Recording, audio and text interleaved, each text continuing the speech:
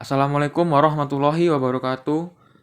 Perkenalkan nama saya Dani Pramundika dengan NPM 2451040013. Di sini saya akan menjelaskan tentang Jiswaf.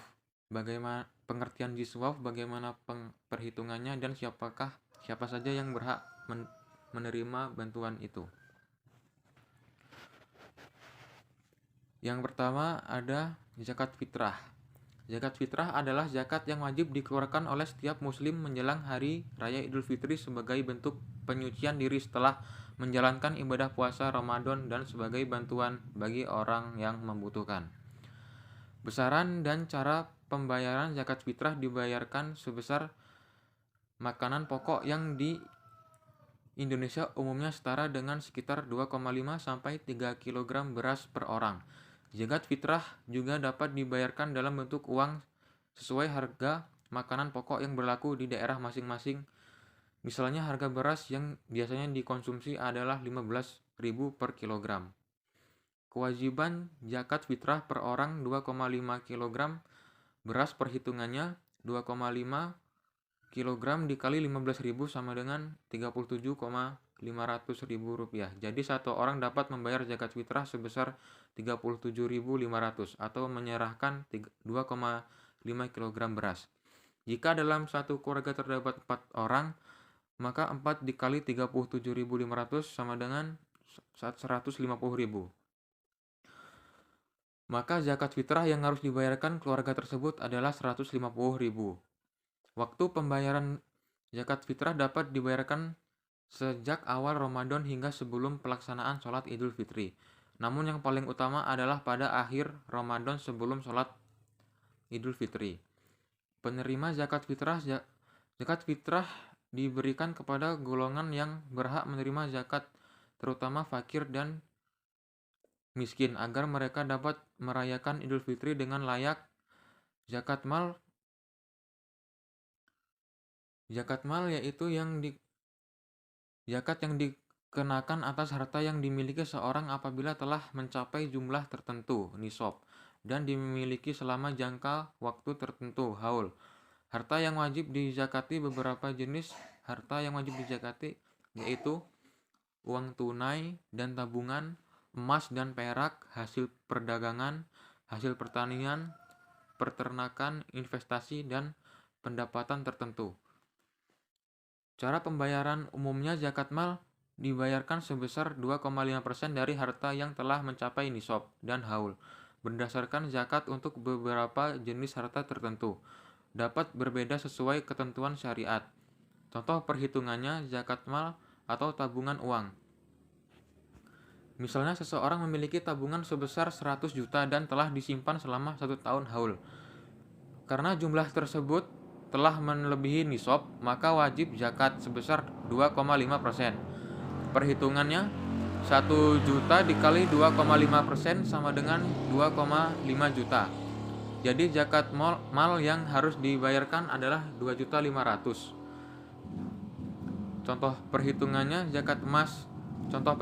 zakat emasnya, misalnya seorang memiliki emas sebanyak 100 gram dan telah dimiliki selama 1 tahun. Nisab zakat emas adalah 85 gram, sehingga 100 gram sudah wajib dizakati.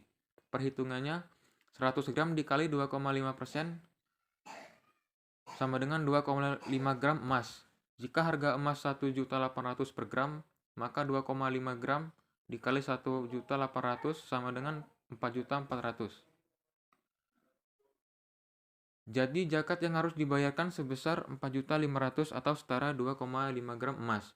Penerima zakat mal diberikan kepada 8 golongan penerima, yaitu fakir, miskin, amil, mu'alaf, hamba sahaya, orang yang beruntung, fisabilillah, dan ibnu sabil.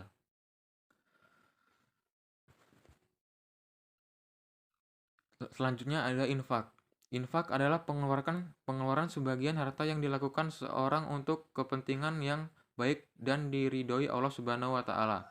Infak tidak dimiliki batas minimal maupun waktu tertentu. Cara pembayarannya, infak dapat diberikan kapan saja dan dalam jumlah berapapun sesuai kemampuan seseorang.